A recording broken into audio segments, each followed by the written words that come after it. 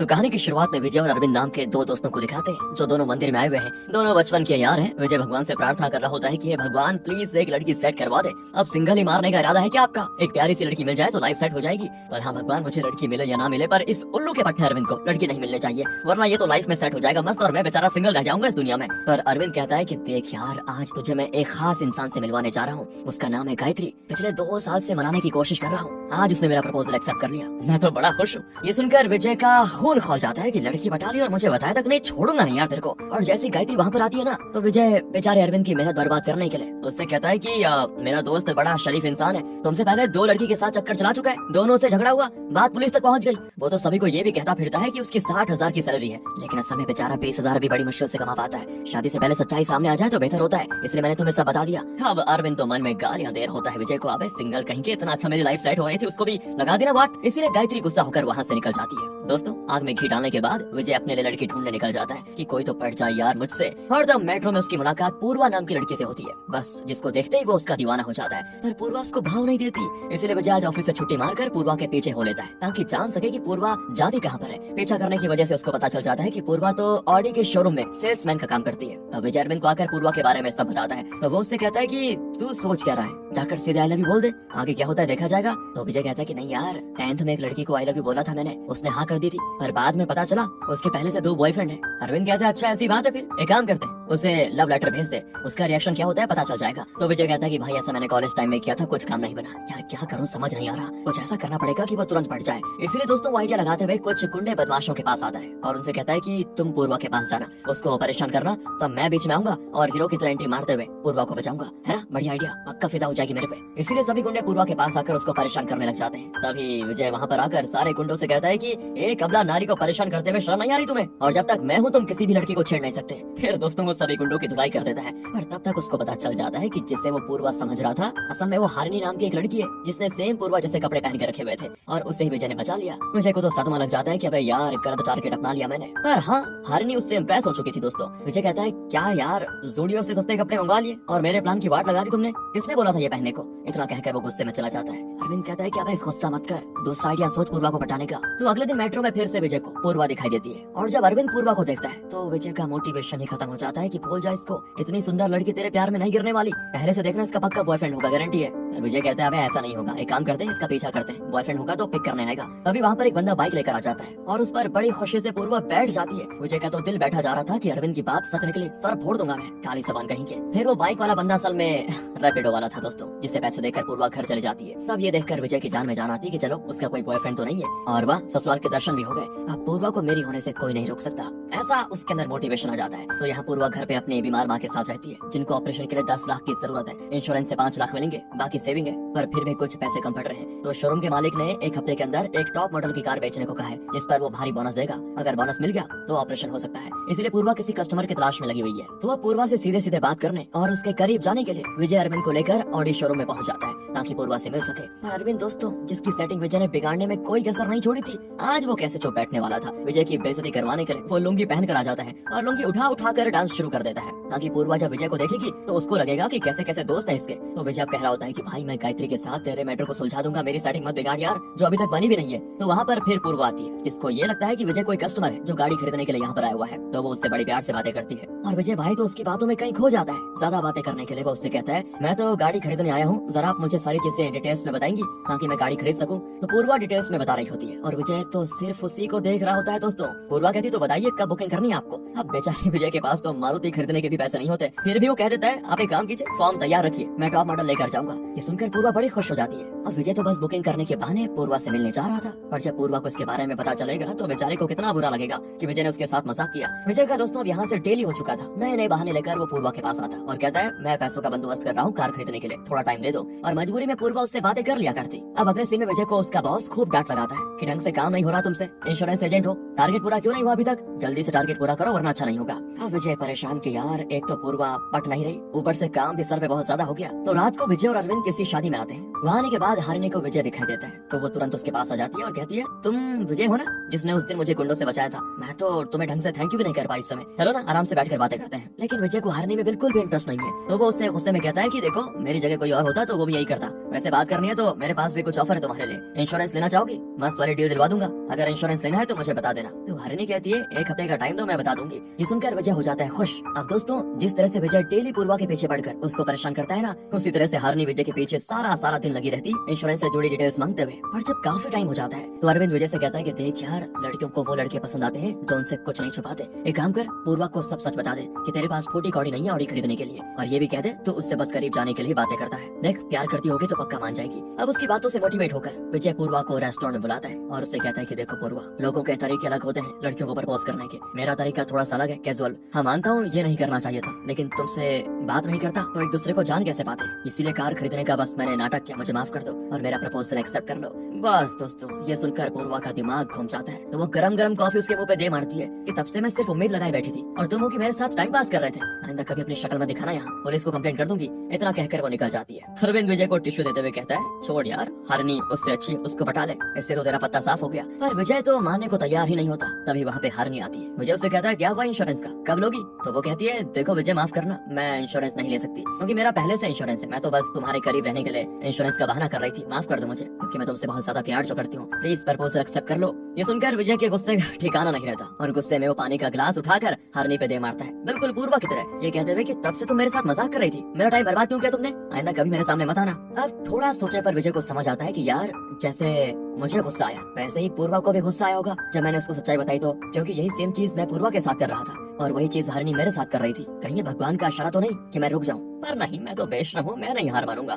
तो वो पूर्वा को मैसेज करना शुरू कर देता है, लेकिन उसने विजय को ब्लॉक किया होता है, इसलिए वो मेट्रो पर टाइम से पहले ही पहुंच जाता है ताकि पूर्वा से मिलकर उससे बातें कर सके। तो पूर्वा से कहता है कि सॉरी पूर्वा, जो मैंने किया वो नहीं करना चाहिए था, पर ये प्लान मेरा नहीं बल्कि वो है ना वो अरविंद उसका था। तो मारो इसको, मार खाने के लिए मैं लेकर आया हूँ इसको अपने साथ। ये सुनकर अरविंद कहता है कि अबे हमेशा मुझे क्यों फंसाता है, मेरी जिंदगी बर्बाद करने पे तुला हुआ है क्या तू? लेकिन इनकी बहस के बीच पूर्वा निकल जाती है वहाँ से। अब शोरूम में पूर्वा को परेशान देखकर सभी उससे सवाल करते हैं कि सब ठीक तो है ना? तो पूर्वा उन्हें विजय के बारे में बता देती है। ये सुनकर बाकी स्टाफ मेंबर्स कहते हैं कि इस विजय को सबक सिखाना ही पड़ेगा। एक काम करते हैं, कुछ बदमाशों को हायर करते हैं, अगर वो विजय तुम्हें परेशान करने आया तो वो बदमाश उसकी धुलाई कर देंगे, है ना? पूर्वा भी मान जाती है और अगले दिन मेट्रो में विजय जैसे पूर्वा से बात करने की कोशिश करता है ना, पूर्वा सभी बदमाशों को इशारा कर देती है, लेकिन वो बदमाश उसे क्या मारते हैं? मेट्रो में बैठी पब्लिक ही दोस्तों विजय पर टूट पड़ती है कि दिन दहाड़े एक लड़की को परेशान करता है। सभी मिलकर विजय की धुलाई कर देते हैं और लगे हाथ अरविंद भी विजय को मार मार कर अपने हाथ साफ कर लेता है कि बड़ा परेशान किया इसने मुझे भी और मेरी सेटिंग भी खराब की। तो जब ज्यादा झगड़ा बढ़ जाता है तो अरविंद दुम दबाकर मेट्रो से भागने की कोशिश करता है ताकि उसकी भी पिटाई ना हो जाए, लेकिन पब्लिक उसको भी मार देती है कि ये दोनों दोस्त है, पक्का ये दोनों मिले हुए हैं। इस तरह से मार खाता हुआ देखकर पूर्वा को काफी बुरा लग जाता है कि ऐसी इसकी पिटाई नहीं होनी चाहिए थी। जिसके बाद विजय बड़ी मुश्किल से मेट्रो से बाहर आता है और यहाँ पे हमें पता चलता है कि असल में ये सारा प्लान तो विजय का ही था।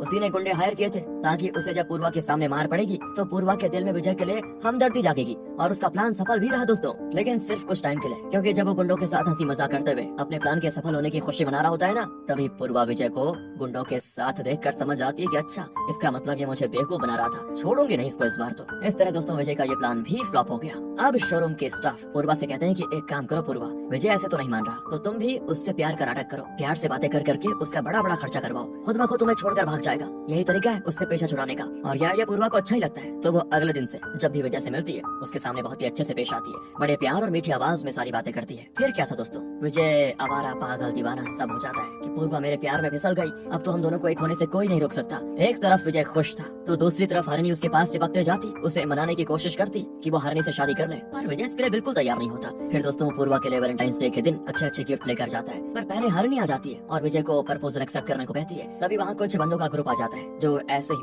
रिलेशनशिप में टाइम पास करने वाले लोगों की जबरदस्ती शादी करवा देते हैं और अब वो सभी विजय को घेर कर कहते हैं कि तुरंत मंगलसूत्र पहना दे इस लड़की को वरना हड्डियां टूट जाएंगी। हरिणी तो खुश, वो विजय से कहती है सोच क्या रहे हो, जल्दी से शादी कर लेते हैं, बड़ा मजा आएगा। बेचारा विजय सदमे में आकर वहीं पर बेहोश कि ये सब हो क्या रहा है मेरे साथ। अगले सीन में हरिणी विजय से कहती है मुझे तुम्हें कुछ बताना है जिस पर शायद ही तुम्हें यकीन होगा, पर यही सच है, पूर्वा तुमसे प्यार नहीं करती, वो सिर्फ तुम्हारे साथ खिलवाड़ कर रही है। मैंने देखा है उसको अपने दोस्तों के साथ मिलकर तुम्हारे खिलाफ प्लान बनाते हुए, समझ जाओ वरना पछताना पड़ेगा। ये सुनकर विजय भी हैरान, लेकिन उसको इस बात पे यकीन नहीं होता, उसे लगता है हरिणी उसको पाने के लिए छूट कह रही है। तब पूर्वा विजय को फोन करके कहती है आज रात को मैं पब जाना चाहती हूँ, तुम लेके चलोगे मुझे? ये सुनकर विजय कहता है क्यों नहीं, रात को पब में पहुंच जाऊंगा, मैं इंतजार करूंगा तुम्हारा। अरविंद विजय से कहता है कि पागल हो गया क्या भाई, जिस पब के बारे में पूर्वा ने बताया ना वहाँ की शराब की बोतल 20,000 रुपए की आती है, बर्बाद हो जाएगा। और विजय कहता है कि तू चिंता मत कर, पर्सनल लोन अप्लाई किया है, काम हो जाएगा भाई। जिसके बाद वो रात को पब में आ जाता है जहाँ पूर्वा अकेले नहीं बल्कि पूरे शोरूम के 20 स्टाफ मेंबर्स को साथ लेकर आई होती है, जो सभी यहाँ पे एंजॉय करेंगे ताकि विजय को लूट सके। और विजय के पैरों तले जमीन खिसक जाती है कि पर्सनल लोन से भी पैसे नहीं भर पाऊंगा, इतने का बिल आ जाएगा यहाँ तो बर्तन भी धोकर काम नहीं चला पाऊंगा। तो वो पूर्वा के साथ टेंशन भुलाने के लिए डांस करने की कोशिश करता है, पर पूर्वा के दोस्त उसको करीब आने ही नहीं देते और मौज करके वो पब से चले जाते हैं। बिल आता है पूरे